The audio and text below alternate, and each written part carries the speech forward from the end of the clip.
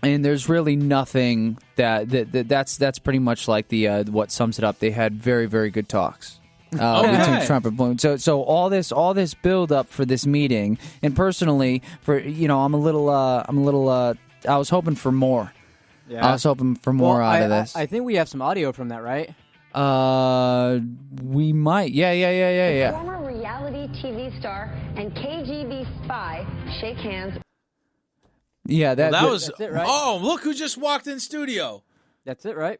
Yes, yeah, that was it. So obviously, you play that back one more time. I don't think that was the whole thing. This is, I believe, it was MSBC or whatever it was. Former reality TV star and KGB spy shake hands. Yeah, so that's how she introduces KGB two spy. major leaders of the world. I didn't even hear that till the second part. Yeah, is former reality TV star and former KGB spy. Let's play it one more time.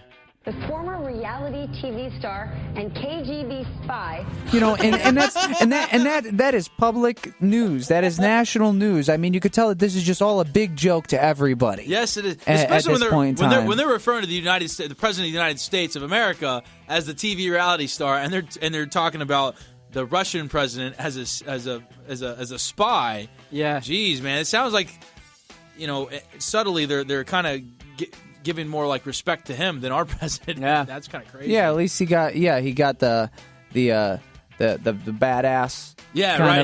The introduction. He's the former KGB spy. That's like a James Bond kind of thing. Where Trump got he's a former reality TV star. Yeah, so was Joe Schmo. Remember that back in the day, the Joe Schmo reality show. Or whatever it was Joe something, right? I don't think I know that one. Come on. The first reality show that really hit it. It was Joe something. Yeah, please look that up. I know Real World. I remember that one because they had Real World Austin. It was like let me hear Joe Schmo. Yeah, it was Joe Schmo. Yeah, Joe Yeah, Schmo. so that was the first reality TV show that really like topped the charts, and and people were like addicted about it. I forget what it was even all about because it was so long ago. I don't remember that. Joe Schmo show, originally released in 2003. Yeah. Through 2004, and then again later on in 2013. Yeah, that was it. In 2013, that was about the time he ran out of money. It took him 10 years to run out of money. That's what it sounds like to me. You know who else kind of went through a lot of their money? From what I understand, is Mike the Situation. He was called the Snitch. Yeah. The Situation from Jersey Shore. Jersey Shore. Man, that was my stuff right there. I was a Jersey Shore fan. Jim Tan Laundry. That's right, baby. GTL.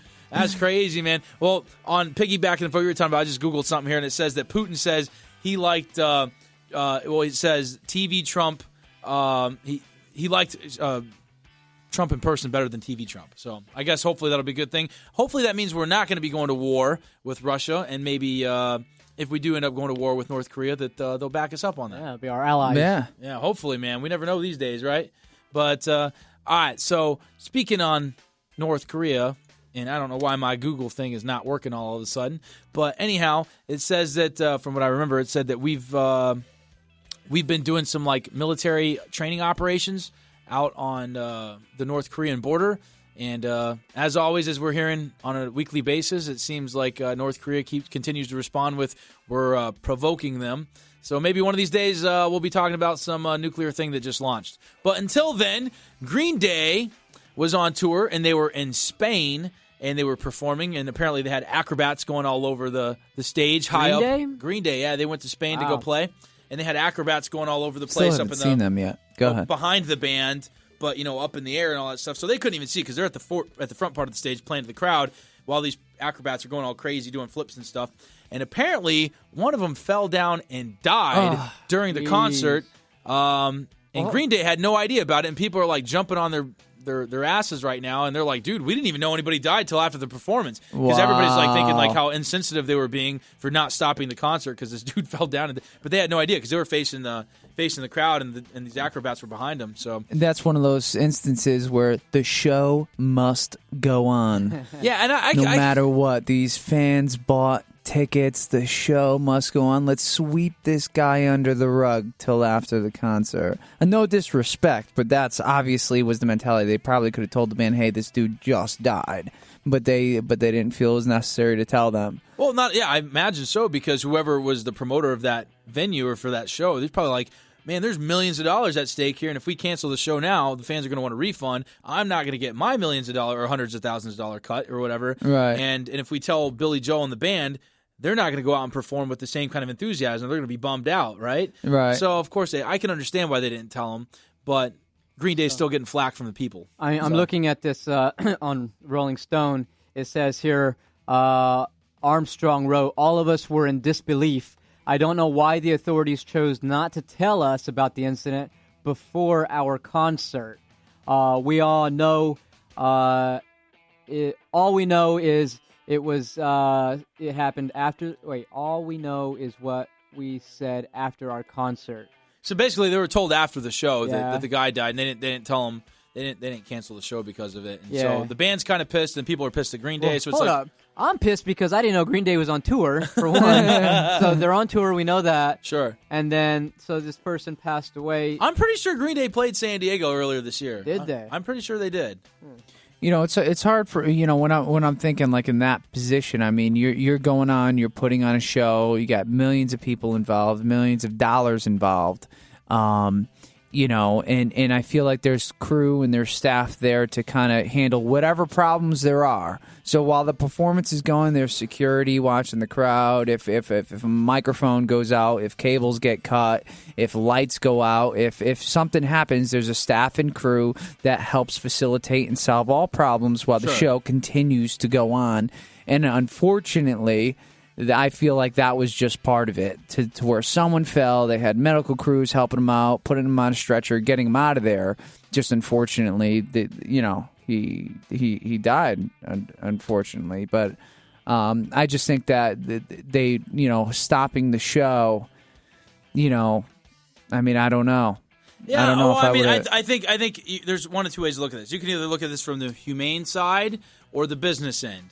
And these people are a business, right? And the Green Day might be humane people, they might be very kind, tender-hearted people. But the people running the operation for Green Day to go on tour, they're not. All they care about is money. Right. They couldn't care less. So I mean, that's kind of what it comes down to. As the publicist for Green Day, I'm sure that's not a story that. I mean, the way this is being kind of put out there, right, is probably like a media nightmare for them. Oh, I'm sure it is, and that's why they're going to their own defense, saying, "Hey, man, we didn't even know about this because our business people didn't even tell us till after the show."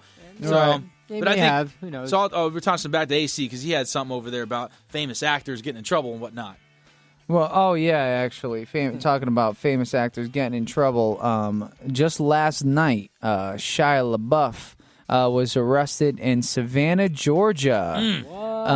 Yes, for public drinking and public drunkenness, I think was the term, right? And another one, right? And another one. He has a problem with his drinking, man. I mean, he's been going to rehab on and off, and just trying to figure it out. I mean, I'm a personal fan of Shia LaBeouf. I kind of grew up with him when I was real young. Even Steven.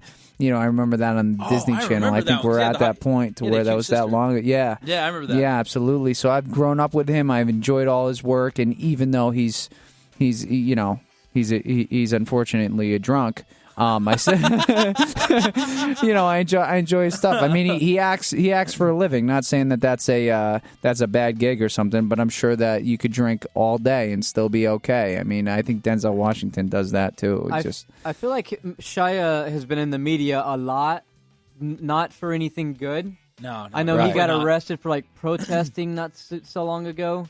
I didn't hear about that one. Yeah, I forget what it was. Something about he was protesting in New York or something. But he's been getting a lot of bad publicity. Mm-hmm. And, yeah, I mean, I liked him in the Transformers. He did that movie Disturbia, I think. Yeah, Disturbia. I thought that was a fantastic movie when that came out. Yeah, with the hot neighbor that they had there. Yeah, I don't know. Maybe he'll make a comeback like Robert Downey Jr. has. Right now he's in that kind of getting in trouble, kind of doing whatever he wants phase. Right. Yeah. And he'll make a good, strong comeback. Yeah.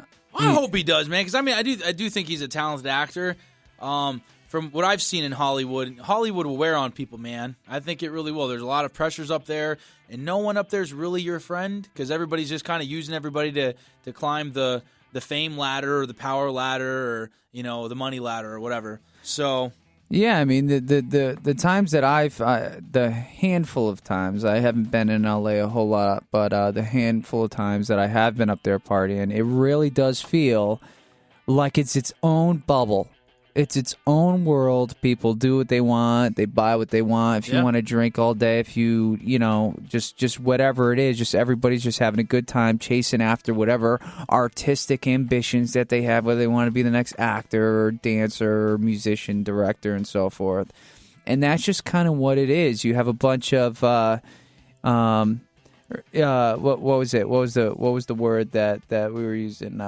Rejects. It's the artistic rejects of the United States. The misfits. The misfits. There you go. Not necessarily rejects in a bad, but yes, the misfits. Just these people that just feel like they can't just fall in line with how society works today, and they just go to LA, party, chase their artistic ambitions until they're too old, and then they try to find some other artistic ambition that age doesn't matter, and and they just kind of, and I feel like Shia LaBeouf is just somebody that's kind of caught up in that mix. He's just another actor making millions of dollars, got nothing else to do but drink. Yeah, I agree. I think from a couple of the rock stars and famous people I've gotten to meet, it seems like a lot of them, even though like a lot of them will consider California home or LA home, a lot of them do spend quite a bit of time outside of L.A. and California, I think, to kind of keep themselves balanced. Like even Billy Ray Cyrus has that ranch still outside of Nashville where he'll go back home, probably 6 months out of the year, and he'll go be a ranch farmer guy. You know what I'm saying? He kind of keeps himself grounded that way, I think. So, But real quick, I was going to throw this last one because I think it's worth mentioning. So we were at war with Al-Qaeda in Iraq for quite some time, and then Al-Qaeda ended up turning into ISIS. And so then we were fighting ISIS together with American troops and with the Iraqi military against the terrorists. And the city of Mosul has been a city that has been for many, many, many years now, has just been heavily infested with extremist terrorists. And so anyways, the Iraq Prime Minister, Abadi Reeves in Mosul, finally declared a victory. So it looks like we finally cleaned the slate with the help of American troops and, of course, the Iraqi army. So I think that was worth mentioning that, thank God, there doesn't have to be any more bloodshed over there now. So I just want to say, mention that one really quick. That and that's awesome. I mean, me personally, I don't have a whole lot of knowledge about that, and I myself have not served. So I'm limited to only my imagination of what that all was.